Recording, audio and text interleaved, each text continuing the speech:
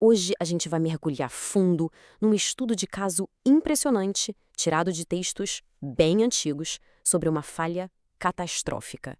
Vamos investigar como é que um sistema inteiro pode simplesmente desmoronar e, mais importante, o que isso nos revela sobre causa e consequência. Olha, o cenário é de filme. Pensa só, uma nação inteira em estado de choque. A batalha mais crucial da sua história foi perdida e o objeto mais sagrado que eles tinham foi levado pelo inimigo. E a origem de tudo isso, a gente vai ver que está na corrupção, lá no topo da liderança. Essa é a grande pergunta que vai guiar toda a nossa análise de hoje. Porque, assim, não foi só azar, sabe? Ou uma estratégia militar que deu errado. Tem algo muito, mas muito mais profundo acontecendo por trás dos panos. E é isso que a gente vai desvendar. Então, para começar, vamos direto para a história. Nossa primeira fonte de análise é o livro de 1 Samuel, que conta essa derrota nacional com todos os detalhes. A sequência dos fatos é rápida e brutal. Primeiro, vem uma derrota. Aí, num ato de puro desespero, eles levam a Arca da Aliança, o objeto mais sagrado, para a batalha, achando que ela ia funcionar como um amuleto da sorte que ia salvá-los por mágica. O resultado? Uma catástrofe ainda maior. A derrota é total, a Arca é capturada, os líderes morrem. A notícia é tão devastadora que o sumo sacerdote, quando fica sabendo, simplesmente cai para trás e morre na hora. É o colapso completo do sistema. Agora, o ponto crucial é entender o que veio antes disso tudo. Os líderes da história, Hofni e Finéias, não eram generais, eles eram sacerdotes. E o texto de 1 Samuel capítulo 2 descreve eles como homens que basicamente usavam o poder religioso para benefício próprio, pegavam para si as melhores partes das ofertas que deveriam ser dedicadas a Deus. Ou seja, eles demonstravam desprezo total pelo sagrado. E o pai deles, o líder máximo, o sumo sacerdote, não fez nada para impedir. O sistema já estava completamente podre por dentro muito antes do exército ruir no campo de batalha. Ok, pra gente entender o porquê mais a fundo, vamos trocar de lente. Vamos sair um pouco da narrativa histórica e dar uma olhada na sabedoria ética que a gente encontra lá no livro de Provérbios. E aqui que as coisas começam a se conectar de um jeito impressionante. As atitudes dos sacerdotes lá em Samuel não aconteceram num vácuo, entende?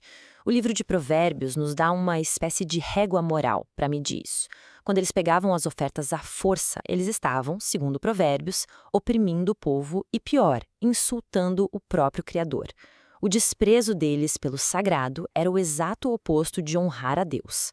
A corrupção deles não era só um probleminha administrativo, era, como diz o texto, uma podridão nos ossos do sistema. Então, o ponto central é esse. A derrota militar não foi a causa, foi o sintoma. O colapso foi, na verdade, o resultado inevitável de uma crise ética e moral muito profunda que já existia na liderança. Mas será que esse foi um evento isolado? Uma coisa que aconteceu uma vez e nunca mais? Ou isso faz parte de um padrão maior? Para responder a isso, a gente vai para a nossa terceira fonte, o Salmo 106, que funciona como uma retrospectiva poética da história dessa nação. Essa frase do Salmo captura perfeitamente a essência do problema. Ela descreve o começo de um ciclo de esquecimento e rebeldia que, como a gente vai ver, se repete e se repete e se repete ao longo da história. O Salmo 106 descreve esse padrão em 4 passos bem claros. Tudo começa com o grande ato de salvação. Mas logo em seguida, o povo esquece, se rebela, desobedece. E isso leva diretamente a consequências bem dolorosas. É só no meio do sofrimento que eles se lembram e pedem ajuda de novo. E o ciclo recomeça. Então, quando a gente olha para a história de Hofni e Finéias com essa lente, a gente percebe que eles não foram uma anomalia. O desastre que aconteceu com eles foi só mais uma manifestação trágica desse padrão recorrente de esquecer, desobedecer e, no fim, sofrer as consequências. Bom, até agora a gente viu consequências históricas, sociais, mas a nossa última fonte, o Evangelho de João, eleva a conversa para uma dimensão completamente nova, a teológica, a eterna. Este versículo de João 5 é um ponto de virada total.